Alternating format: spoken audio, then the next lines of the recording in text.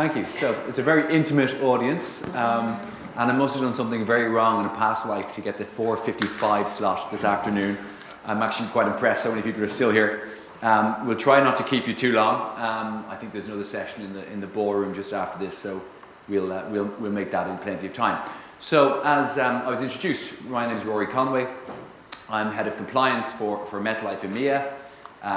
I'm not a techie kind of person, so cybersecurity is not really my thing, to be honest. However, in MetLife, myself and the DPO, who's part of my team, our European DPO, do have a very important role to play when it comes to data breaches, data incidents.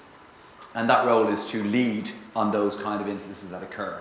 And also, if necessary, to be the predominant communicator, contactor with the local regulator, the local data protection commissioners. So important. And therefore, in the last kind of couple of years, we've really strengthened our processes around how to deal with data breaches and also strengthen our experience across the enterprise in terms of how to do that. And we've had data instances and we've had data breaches, post-GDPR and pre-GDPR. I think to some extent we've had more post-GDPR a lot of the time because we've built up an awareness amongst our teams and amongst our people of the importance of early notification of data incidents and data breaches. So we've seen that we've had quite a number across all our markets, particularly European Union markets. So on that, there's 24 markets in MetLife EMEA. So these processes and these instant handling techniques are applying across all of those markets. But as I mentioned, predominantly the European Union is where the real awareness is post-GDPR.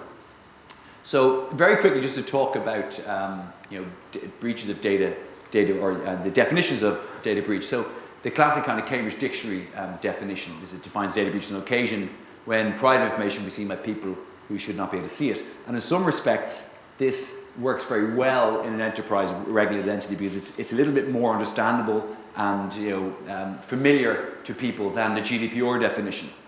But nonetheless, we have to apply this as a significant European enterprise.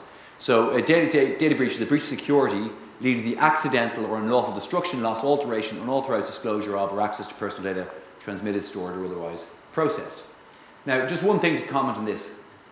It's very clear for people who work in an enterprise like ours that when data is leaked, so when there's a cyber attack and personal data of our customers or employees is taken, that's a data breach. We have small, we have big ones. We have common will be we just send somebody's insurance details to the wrong address, for example, and people understand now that that's an incident stroke breach and how to define those. But it's very important that it's not just those instances that are data breaches. So any unexpected or unanticipated unlawful destruction of data. So if somebody who actually normally has access to the data goes in, makes an unauthorized change to that data, inadvertently or deliberately, that also is a data breach. And that's the type of awareness and communication we're passing to our people so that they understand that it's not just about the loss of data, it's also about other things too. It doesn't have to be that some third party has seen it. So it's a broader definition. Now, there's been some really, really significant figures bandied about how many data breaches we've had, right? And from the Ponemon Institute, who are a very respected data breach group in Michigan and the States, they've issued some figures recently on how many breaches are actually ongoing. So you won't be surprised to hear that we're having a lot of breaches globally, but the numbers are staggering. The numbers are staggering. What they're saying is that since 2013, we've had over 14 billion data breaches. That's every day 6 million data breaches. It's hard to countenance how that's true, but this is a very respected institution. I'm not coming up with these numbers. These are numbers that really respected people in the market who know these things are telling us. 6 billion, that's every hour 250,000 data breaches, and every second 70 data records and data breaches. What's interesting is the breakdown of breaches per industry. So according to Ponemon, social media industry, 56% of all breaches is in social media, right? Now that perhaps doesn't come as such a major surprise. What's surprising for us is that the financial industry, it's less than 0.13%, right? So a very small number of data breaches are actually financial services. Now there's a number of reasons potentially for that. We're not sure exactly why that is. One of them is that financial services have been regulated for many, many years. There's been data protection legislation around that have applied to the financial industry far more stringently than social media over the years. So perhaps we're a little bit better at fending off attacks, fending off attempts to extract our data, and also perhaps that our people, through years and years of being trained on privacy matters, are a little bit better or significantly better around security measures and privacy. Perhaps we don't want to take too much comfort from that, but it is very interesting to see how much more breaches we're seeing in other industries. Another thing that they talk about is the cost of breaches. So, according to the Ponemon, an average breach in America is now costing over $5 million. Right? That's an average breach. It's costing an enterprise $5 million. It's taking an average of 197 days to identify a breach, which is staggering again. It's taking over half a year to identify that a breach has occurred. And of course, the slower you are at identifying a breach, the slower you are to mitigate that, to fix it, to remedy it, and the slower you are to fix it, the more expensive it's going to be and the more damage is going to be done. So bear that in mind too. Very expensive to the industry, very expensive across the world. So in terms of data protection authority notices across the EU since the GDPR and before February 2019, so for the first 7 or 8 months of GDPR, there was 59,000 data breach notifications notified to data protection authorities. Under the new rules of GDPR, of course, very significant focus on the fact that we have to, as soon as we are aware of data breach, we need to notify our data protection authorities. I think people are over-reporting these breaches, so a lot of these perhaps don't actually become breaches ultimately or identified. They're suspicious, their suspicions of being breaches, but still a very significant number, and that's in the first 7 months of GDPR. I understand that since then it's actually increased again, so we're looking at very significant numbers coming through. Are those data protection authorities able to handle those numbers? The answer is no. And anybody who's made a data protection authority notification will understand that it can take a long time for the local data protection authorities to actually respond, a long time for them to engage, which also creates another problem, because as you're notifying breaches, you need to get the interaction with the commissioner. The commissioner can play a very important role, I think, in terms of notifying other market participants that things have happened. So if they're not getting on top of breaches quickly themselves, they're not able to engage with other market participants who may have the same issue but may not have noticed the breach at this point, which puts us on the back foot. To talk about Ireland for a moment, my own territory, and where we actually, as MetLife Europe, report into, they have had complaints, nearly 3,000 complaints. Now, there's a slight difference here between complaints and breaches, but this is complaints of people who are complaining to data protection commissioners, alleging that there's been a breach of their data rights for whatever ways, or alleging that they have seen somebody else's data, or alleging that their data has been shared with somebody else. So we've had 3,000 up until March 2019. Now bear in mind that the Irish Data Protection Commissioner only has 160 staff, and you can imagine, and they've a lot of responsibilities, it's only one of the things they do, and you can imagine the kind of pressure they're under from a data breach notification point and from a complaints point. And you can imagine how much time they have and resources they have to actually look at all those particular complaints. So they just don't have it, frankly. And it's only the tip of the iceberg is what they actually really get around to. So they're really struggling, building resources, as we all are from an enterprise perspective as well, but struggling with the amount of activity in this area. And then one comment I'd like to make as well is that under GDPR, and this relates to breaches, it relates to any communication with regulators, we as an enterprise, or MetLife as an enterprise that exists cross-border in Europe, we can choose one particular data protection commissioner or regulator effectively for these purposes to contact and correspond with about any particular issue, including breaches. And Ireland is a very popular one. In fact, in the first 100 of these one-stop shop cases, 37% is assuming Ireland as their predominant lead supervisor, 30% Germany, 11% Luxembourg. So you see that it's a very significant number of European enterprises are using Ireland as that one-stop shop. And those include some of the major technological companies, the Facebook, Amazons, LinkedIn, who have their European headquarters in Dublin, so they're using the Irish regulator, which puts the Irish regulator under even more pressure. Right? So you can see that the Irish Data Protection Commissioner is under very, very significant pressure from that regard. Now, I thought we'd talk very quickly as well about the contrast between the US and EU in relation to some of this jurisdictions and some of the data breach rules and regulations, and in fact compare that to GDPR. So for starters, of course, in the US, we have no federal universal law on data protection, unlike the European Union. They have a threshold for reporting differs from state to state, so depending on which state the issue could occur in, you may have different reporting requirements. Again, very different in GDPR. The recipients of notifications are different. So instead of data protection commissioners, there's certain state attorney generals and federal agencies who are obligated to receive those. For the process, the reporting breach is predominantly governed by the contractual relationship that they have with their third parties, with the data controllers and data processors. Again, different with GDPR. But what's very interesting in America is they have what's called a wall of shame, right? So bear this in mind should anybody have an American enterprise for reporting a data breach. So these are websites which are maintained by the authorities listing data breaches reported them. And this can be a very useful tool, actually, because if you're operating in America, or indeed anywhere, you can access the list of data breaches that are being reported to regulators. We don't have that in Europe, and I think it's something that we can consider. The reality is that we tend to be loath to share our secrets with our competitors and with our other market participants. But the only way we can really get on top of the threat that's being posed by third parties who are trying to access our data is by sharing that information and sharing it early with other market participants, and then sharing it with us as well, so that we can prepare and we can see and be on the front foot against attacks. So I think that's a useful thing for the US laws have. They're also catching up with GDPR generally. We have the California Act coming in soon, which is a little bit more like GDPR than anything they have at the moment. So talking about Europe then for a moment, so we've got the directly enforceable GDPR. This will come as no surprise to anybody. Much lower threshold, so notifications, I've gone back, sorry.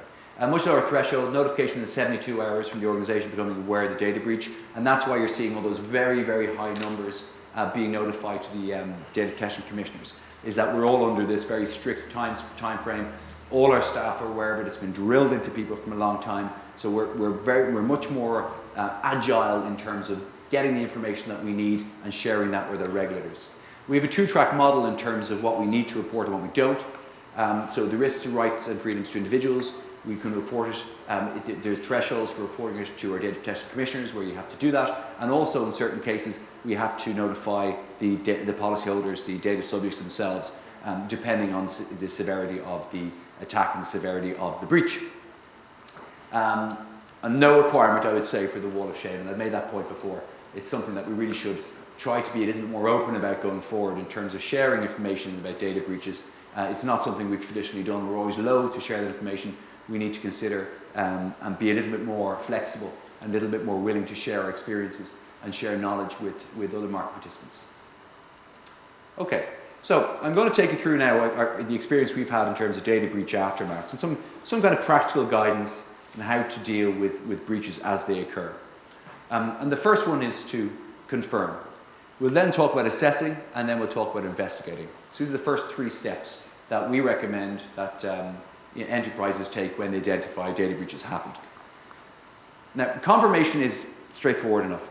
Confirmation is about you've heard something, you understand there could be an issue, you need to confirm whether the breach has occurred. Sometimes it'll be obvious from the information you've received. Sometimes it won't be immediately obvious, but that there might be suspicion of a data breach, and you'll need to confirm that. It's a very, very important step because that's really when your incident management processes should kick in. So everybody should have an incident management process for how to deal with data breaches, and it kicks in on confirmation. So the business, the first line, it could be third party, it could be customer, it could be a non-customer who's received customer information. They will approach the business effectively reporting an incident through those appropriate channels. This should provoke the incident management team, right, which is the group that determines and leads on this from a data breach perspective in the enterprise. They need to conduct their preliminary factual gathering. Now, clearly in some cases there's an obvious breach and the confirmation stage can be very, very quick. There are other cases where it's really not clear, right? So you've heard suspicions, you might have got a ransom note, etc., but you're not sure an actual data breach has occurred until you've conducted some confirmation testing. So it's very important that we establish whether that breach has occurred. Obviously, from a regulatory point of view, and if GDPR applies, then clearly this can be the point where the clock starts ticking on that 72 hours. So once you confirm the data breach has occurred, technically that 72 hours starts to tick away. When you've confirmed it, we need to inform appropriate stakeholders in accordance with the escalation plan.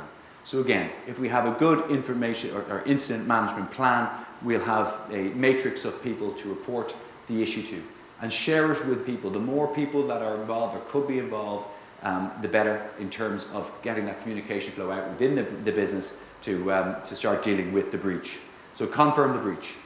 Now, the next step is to assess the breach itself. You can assess the data and systems affected and ensure that the proper stakeholders within that incident management team are informed, right? So depending on what aspect of the business is affected, which technologies are affected, which functions are affected, that needs to be assessed at an early stage and needs to be communicated again to the people. Define the severity. Now, this is also very important. Why do we define the severity of the breach? And at this point, it's quite early days. You might not really be able to make a very confident assessment as to the severity, but you have to start making some kind of assessment in that. And I would say you need to re-challenge that. It's part of my role as compliance is that when a breach occurs, that we conduct an assessment on a daily basis until it's remediated to ensure, and it might take 5 minutes, it could take longer, but to ensure that our severity impact is still accurate. Now, why is it important to have a severity impact? Because it affects us in terms of what we do. It affects us in terms of the resources we put towards the breach. And the more significant the breach, then we got a question around telling the regulators that's 72 hours. If it's a significant enough breach and we need to notify the regulator under GDPR, then you must get your severity correct. And thirdly then, in terms of the two-track model of data breach management, there's also the possibility of having to notify subject matter, the data subjects as well. So very important to assess that severity. I say here periodically assess the severity. We do that on a daily basis. We recommend that you do that because sometimes we can initially assess something as low, but then as things develop, and people start tackling the issue, people start remedying the issue, they forget to actually, when they identify new issues that make it a more significant threat, and you realize more significant threat, if you don't reassess, then you might miss the opportunity to tell the regulator that could cause problems further down the road. Right, so at this point we've confirmed the breach, we've assessed the breach, we've rated the breach, and we move on to the investigation. This is the kind of fun part.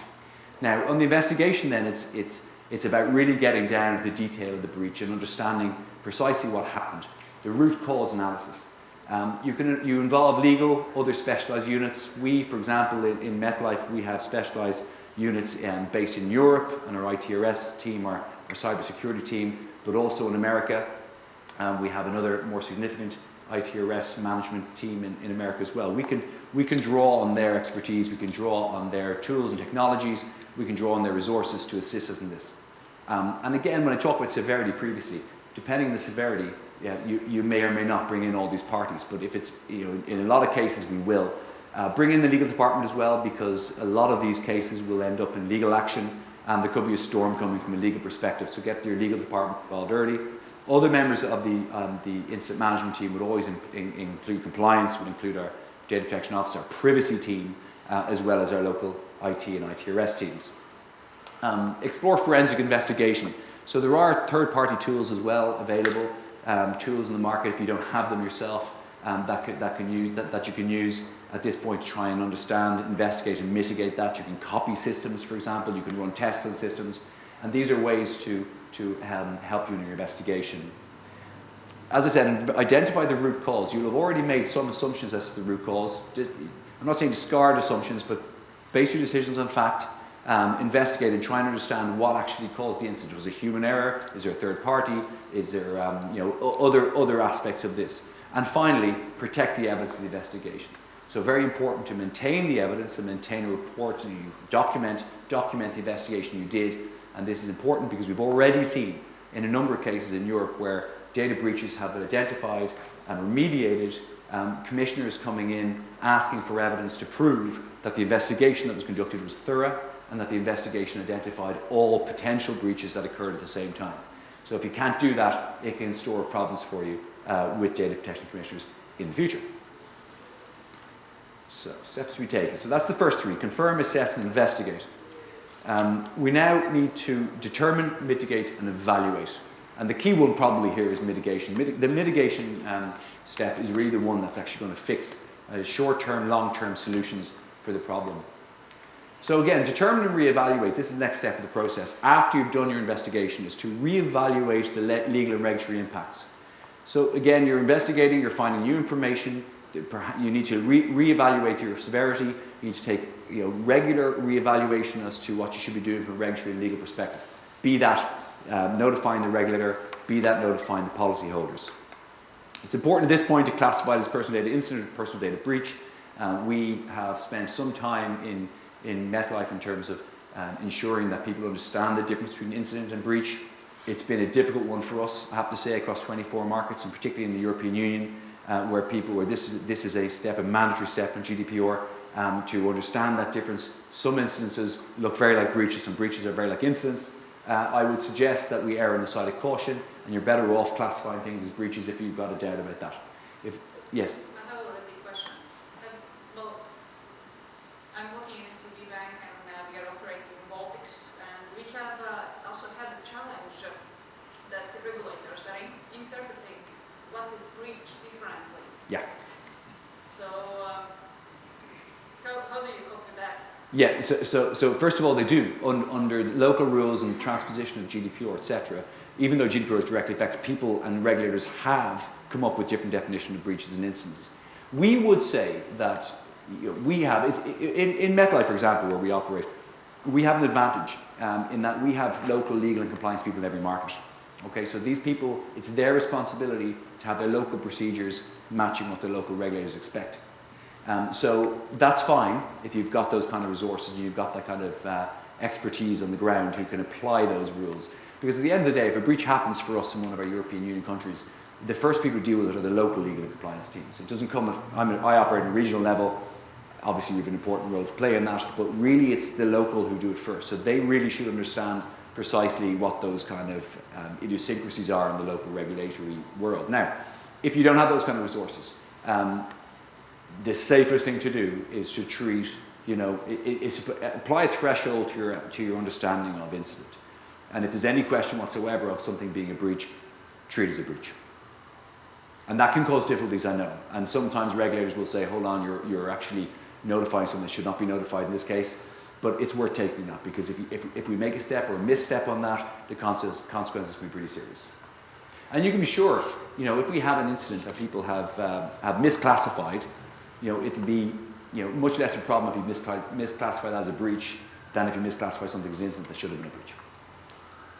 Does that help? So this is it's important at this point to report to the appropriate authorities. Now, the reality is these 6 steps don't all happen in sequential. There is overlap. So it'll be during the investigation that you'll be notifying the regulator. I don't know of any case yet where the investigation has been completed before the 72 hours has run out from a data protection commissioner reporting point of view. So you will have to make that report during the investigation if you identify that it's a breach that's significant enough for notification. But again, reevaluate. I put it in this box because really determination and investigation can happen effectively at the same time. But it's a very important step to make that decision and make the correct decision in terms of notifying the regulator, notifying data subjects if necessary.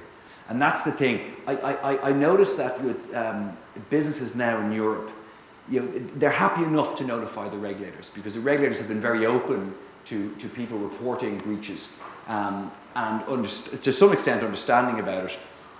What people are really reluctant to do is notify data subjects. They're really reluctant to send out 40,000 letters to people saying, "Oh, your data's, we may have mishandled your data may have gone to the wrong person," because it can have a devastating impact in terms of the trust your customers have with you and going forward. So that's what people are really reluctant to do, but it's a very important step, and it's very important to do so if there's a real risk of danger, of damage and financial impact on the customers, so they can actually do something to protect themselves. So that's very, very important as well. And also we should be thinking about the kind of things we can do to help themselves in terms of protecting any data that may have, or the misuse of any data that may have been lost. Okay, mitigation. So to assess, clarify, take the risk mitigated actions through short and mid-term mitigation plans. So you should always think short-term and long-term on this. So the short-term things you can do that can be effective, very, very quickly. Patching, disabling systems, turning systems off, denying certain people access who have access if you're in any way doubt that the credentials have been misplaced. So take short-term actions to remediate and mitigate. They might not be the long-term actions you need to really protect yourselves going forward, but take them. Quick action that helps stop illegal access to data, for example, will stand to your credit with commissioners. So do take short-term actions. even if you know it's not going to fix the problem fundamentally. You can take those short-term actions, and then you look at the long-term fixes, which will hopefully see you through the next period. And then after post-mitigation, or after mitigation, make post-mitigation assessment, any further residual risks, and implement long-term mitigation plans. Make lessons learned part of the exercise, right? So learn from any data breaches that you have and any data breaches you have to deal with. Learn so that you're better next time at dealing with them, and in some respect you can help try and avoid them happening again. And coming to the end then, we evaluate. So evaluate, I say here, legal hold and preservation needs. So with your legal colleagues, try to evaluate to some extent what the future legal risk is. So you fixed the problem, you've moved on, what's going to happen, who suffered loss here? The customer suffered loss, the data subject suffered loss. Can you expect legal action? So implement legal hold techniques and preservation. So again, preserve your investigation, preserve evidence of what you've done. You want to respond to any litigation demands. You need to think about how you respond to those. And any regulatory investigations, it's quite possible that you will have, once the regulator understands what's happened, it's quite possible you'll have a regulatory inspection. And again, you need to have the documents to show that you followed a good process, you followed your processes and your procedures, and that you've done the right thing and that the mitigation is effective. Create an after-action report, so that's something as well, that's a lessons learned document, but also a document that will help defend you against litigation, defend you against regulatory inspection. And then report to senior management, or indeed board, whatever the most senior level is, depending on the severity of the breach.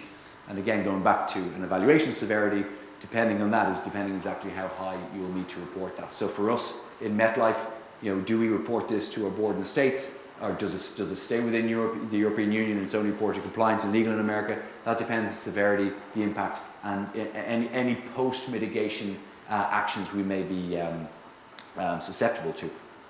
So there's kind of 6 steps for data breach management. I would say that for most of our breaches and our instances, we've applied these pretty thoroughly, but we've learned every time. And so, some of those things are things we wouldn't have done the first time this happened, but now we've applied those, and we're better at applying those and better at mitigating. And my final slide then is just some things not to do, just things to take away in terms of things you can do that would actually make it worse for the organization. So that's very hard to read, but that says panic. So don't panic. Follow your processes, follow your plan. You get people in the room, you have an agenda for each meeting for the incident management team, and you go to that systemically. Don't panic. There's things that can happen. There's things that we can cope with. Don't improvise. So don't respond on the go, right? Take a systematic, common sense approach. Don't go by gut feeling. Don't assume things. Deal with the facts. Where you make assumptions, verify your assumptions as soon as you're in a position to verify those assumptions, and stick to the incident response plan. So the processes are there to be followed. Don't panic. Don't improvise. Don't go silent. This is another mistake that some of the more significant victims of attacks have done, which is to brush it under the carpet, not share information, give people the feeling that this issue's gone away. It doesn't work, right? It comes back, it'll bite you. Wherever there is a risk to individuals, report them. If the regulator needs to know, report the regulator. And what we should be also, and a slightly more controversial aspect of this, is that we should be sharing this information with other market participants, with other industries, with other people who can be susceptible and risk the same attacks as we risk. The more I think we share, the more we can help each other to protect against further issues. Because we're not sharing at the moment. That's a reality. In Europe, we're not sharing these issues. I also have to say, when you look at some of the bigger news headlines, like British Airways and the significant attack there, I always think, I find it hard to believe that they're the only enterprise that were attacked in that way. It's not the way hackers work. They don't just target one particular industry. They will find a way to attack a number of industries at the same time, or a number of participants at the same time. And yet, for some reason, you only ever hear of one particular enterprise. I cannot believe that other enterprises aren't impacted as well. So there are people, I'm sure, who are not telling the full truth in terms of the impact of hacking, the impact attack. Don't make false statements. Be accurate. Remember that accountability is one of the key aspects of GDPR. You will be held to that. So anybody who makes false statements, or again, tries to go silent or gives inaccurate information, we can expect to see them punished very severely in the future by by data protection commissioners. I don't need to tell you what those kind of penalties can be. And don't forget to investigate and document everything, right? So crucial from a lessons learned perspective, crucial to protect yourself from future litigation, crucial to protect yourself in the case of any potential regulatory investigation. So that's all I have to say today. I hope you found that a relatively practical guide to how to handle breaches. It comes from some experience because we've, as I mentioned, we as an enterprise have had some. Everybody has. We've seen how many different disclosures have been made to commissioners and how many breaches there are. So we're learning as well, and I think most enterprises are. So I hope you found that useful, and certainly if there's any questions on any of that, I'll be glad to take any. Yes, please. I'm interested in the role of compliance departments and all this, because you're a compliance officer, is that right? Yes. So, the GDPR says that you've got to appoint a data protection officer, Yes. it's called. So are you the data protection officer and the compliance? So I'm not, but it is common, right, for compliance officers to also be data protection officers. We have a data protection officer for Europe who reports to me. Right, so we have a central team in Dublin. We have a privacy team of 3 people. Technically speaking, I'm not the DPO. Emma Cramp is our DPO, but she does report to me. So inevitably, I'm very much involved in what's happening. She's under you. She's under me, but she's more of an expert in privacy matters than I am, I have to be frank. And that's why, really, we wanted somebody who has had years and years of experience as operating at a very high level in terms of privacy management. So yeah. Now that's I'm not saying that's an unusual structure. That's normal in financial services. Then. I'm sorry? Normal in financial. I think it's relatively normal in financial services. Relatively normal. Yeah. Because from a compliance perspective, you're distracted by lots of other things. You've got your conduct risks. You've got anti-money laundering, anti-bribery, all the kind of compliance risks that we have to deal with. I wouldn't have enough bandwidth to be DPO as well. That's how we felt, and I think a number of financial services enterprises have felt that way too. In this country, you money laundering, you've got 24 different regulators. Yes. Yeah. Please. So, Mike Small, Coventry Co. So, I'm looking at what you've said and wondering about tails and dogs. Because, in a sense, we talk to a lot of organisations, many of whom, and even according to the UK government survey in 2018, only 27% have an incident response plan. Yeah. Now, in a sense, I think that an incident could be a breach, but it could be a lot of other things. Yeah. And I see what you're talking about as being the legal framework within which you have to work, which is good. Now, so in your organisation, are you part of the incident response, or do you control the incident response? So I be part of the incident response, Yeah. right? There's a general kind of accountability for this, okay? In terms of, so members of the incident management team would feel they're all part of that response. There's not necessarily somebody says, right, I'm in control, I'm leading this. We all have our individual responsibilities in that team. Yeah. So in a sense, our advice is you need this wide team with a lot of stakeholders. Yeah. And sometimes, if it really is a breach, you have to inform. We would say legal is informed and consulted. Yes. But not necessarily responsible. Yes. No, I think that's fair. I think a lot of responsibility would fall on the data protection officer as well, though, right? Because the regulator will look to that person first, right? Yeah. But that's purely, I suppose, I am jumping the gun a little bit and talking about that regulatory impact, and yes, that's something we would have an extra focus on. But in terms of the overall response, that was shared by a number of people. Yes, and so I think your last thing, or the last stage in your program, we would say that having had a breach, when you come to the end, this is a useful place to review how your plan performed. I agree. And that is really the most useful thing you can do at that point. I agree. And I think how I would refer to that was in the lessons learned side of things, right? So look at how it performed, look at were the right people at the table, were the right people responsible for certain things, what parts worked and what parts didn't work, and tweak it for the future. I agree. Thank you. Thank you. Otherwise, thank you very much. Thank you. Yes, please. So just to take you a little bit wider than MetLife itself and your sort of experience in this area, we've heard a lot over the day-to-day about systems, processes and existential threats from outside hackers and the like. Obviously with Morrison's, we saw a data breach triggered by an internal bad actor. Yeah. Are you seeing, or are your colleagues seeing much of that? I would say we're not seeing much of that.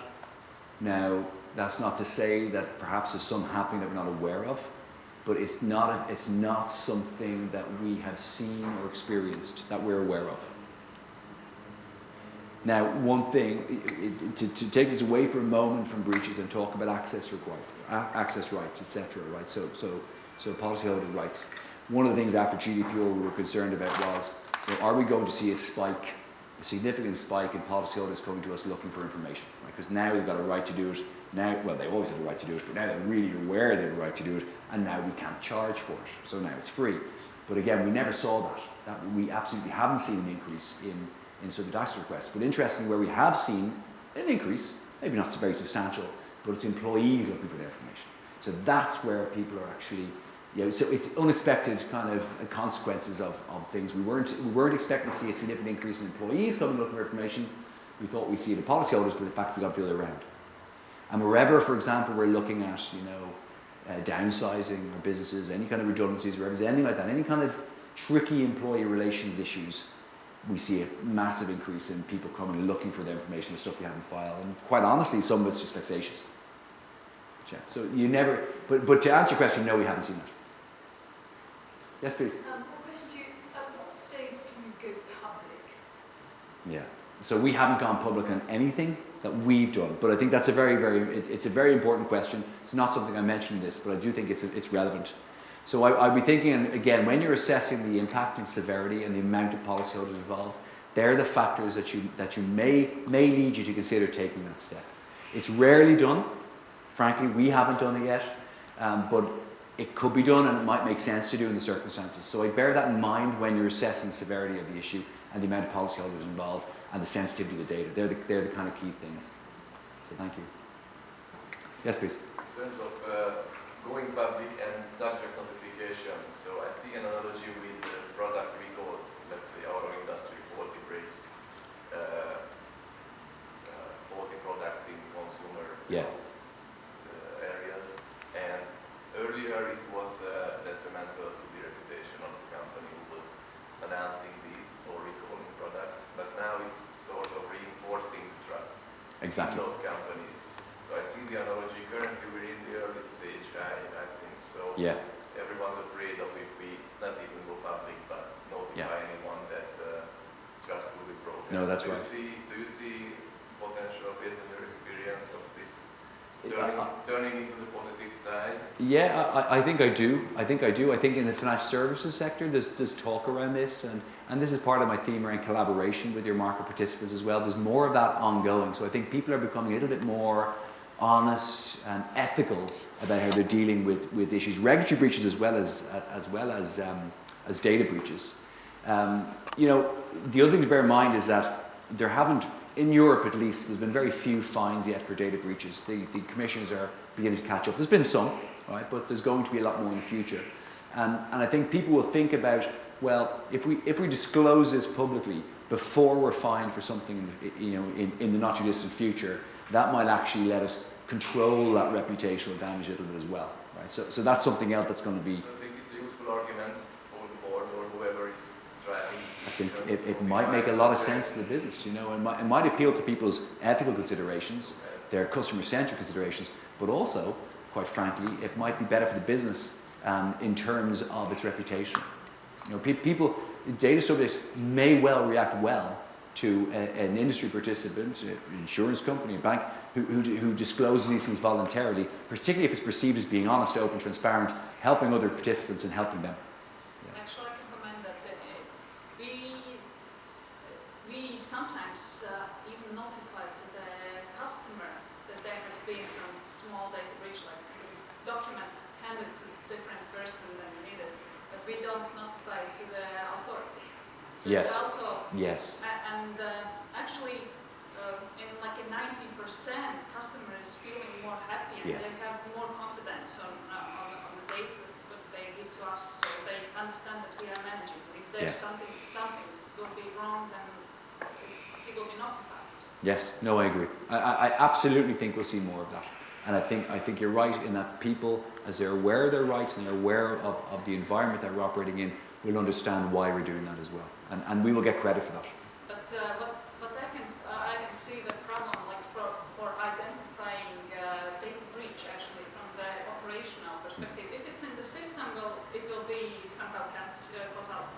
But if it's an operational mistake in the banking and financial sector, usually employees think of more of banking secrecy, not the data breach. Yes. And then the problem is how to get this information from of course it's teaching and explaining, but still this is the problem. We see that sometimes this information comes too late already. Yes. I agree. I think we're pretty much out of time. Yes, right? we have one more question, if there is any more question. No? Please, One more. back to the beginning. I've been trying on my computer to find it, but it's sorry to mention regulators again, but financial regulators get mixed up in this too. Yes. I don't think it was the Raphael factors, but there was some case recently that came up in maybe last year or two, where the FCA was involved, and people's there was some sort of data outage, and it happened on Boxing Day or something, some really severe time where the exposure was as if an accident. And the thing I found interesting about the story is that the regulator was in discussions with the bank about its data policy, and had been for a while, and there's been a 6-month delay with the bank was getting it right. And then at the end of it, the regulator said, okay, that's fine, go ahead. And then they had their data disaster. Yeah. It happened on of all days, Boxing Day. And the regulator came down with a crack like a ton of bricks, which suggests to me that even when the regulator is itself involved in a terrible decision that causes Yes. a lot of damage, it's just going to relax out. Yes. Yeah. And I just wondered if you knew any instances of that. Not really. I mean, two things I'd say is it's quite unusual in my experience dealing with regulators for a long time. It's quite unusual for them to give you an endorsement of anything, frankly, so for them to endorse the policy is a surprise in itself, and that's exactly why they don't, because if something should go wrong, then they can fall back on that. Stop the new policy. Yeah. And then 6 months later, Yeah. No, it's an interesting story. In Ireland, I'd say, where we have our the data protection commission, we're dealing with as a business, we've noticed that post GDPR, the central bank, right, which also regulates us for conduct and prudential perspective, has taken a step back in terms of privacy. There's an attitude that, post GDPR, it's not really our responsibility anymore. I don't necessarily think that's the right approach, right? But only last week we had a college of supervisors meeting, and they never mentioned privacy. They were focused on other aspects, and that's the first time they haven't done that. And I'm not so sure. I think that could open us up to problems as well in the future. Yeah. So what central bank is it? Prudential and conduct. Yeah. Now for us, because we don't sell much in the way of product in Ireland, it's not really our conduct authority, but it is our prudential one.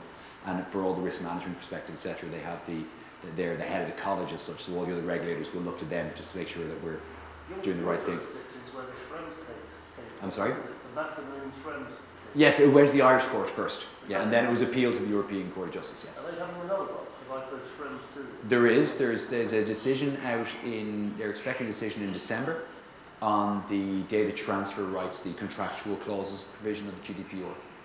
So we're all waiting to see what they're going to say about that, but they might strike down the contractual provisions, data transfer rights. So keep an eye on that. Thank you. Thank you. Thank you very much. Can I just say thank you all? Yes, and